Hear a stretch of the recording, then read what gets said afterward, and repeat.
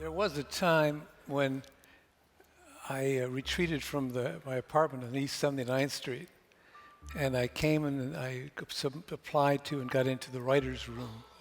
In other words, it was a place you could keep your research materials and a typewriter. And I was very honored, very pleased to be allowed in here under those auspices. And I started working midway through some crime fiction that I was doing. And I was happily tapping along. And I looked up, and there were about 5 or 6 other writers. They had stacks of index cards, and but they were all frozen like this, and they were looking at me. So I sort of nodded, encouraging us all to press forward as if we're all pulling on the same oar. And I went back to my typing, and then I looked up, and then once again they were frozen in apprehension. And I went through the third time the same thing, and then this time I gathered what the problem was.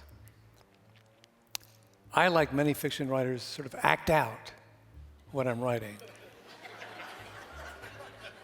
So when I'm creating such a piece of historical prose as Ernie, drop that gun, it comes out, Ernie, you better drop that gun.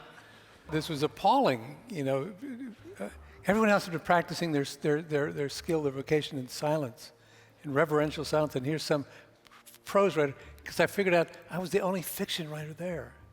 And I gave up. That was my last chance at dignity, and I had failed.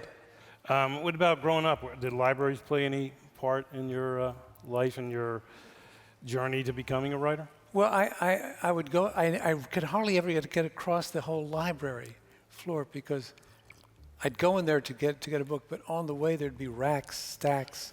There'd be all these books in the way, and each of them deserved a certain, flipping of the page and say, I went in there to find something about Madame Curie, but on the way I came upon a short term called The 10 Most Significant Battles of History. Mm-hmm. So I couldn't pass that up. And, and then later on I'd say, oh yeah, I came in, what did I come in for? Which, of course, I'm still that way. I think it's worth noting because of the book I have out now, The Lincoln Lawyer, I kind of can trace the birth of The Lincoln Lawyer to a library about 45 years ago. I would go in there to escape the heat of the day, and I was one of many boys that would come off these softball fields mm-hmm. and go in there, and the librarians would be on patrol, and they had no problem with you coming in and using the air conditioning, but they wanted to see everybody reading. Mm-hmm. And I was caught not reading, and so the librarian took me into the stacks and pulled out To Kill a Mockingbird and said, read this. And I think I embraced the character of Atticus Finch, and in some way that filtered into my desire, even though I'm not a lawyer, to write about lawyers.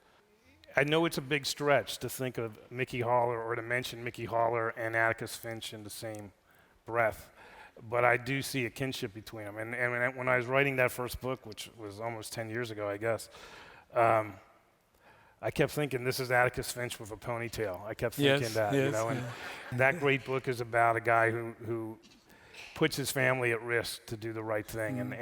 And Mickey Haller is a guy in the trenches, but ultimately his stories are about putting himself and people at risk to those he loves to do the right thing. And so hopefully there is a shared kinship there.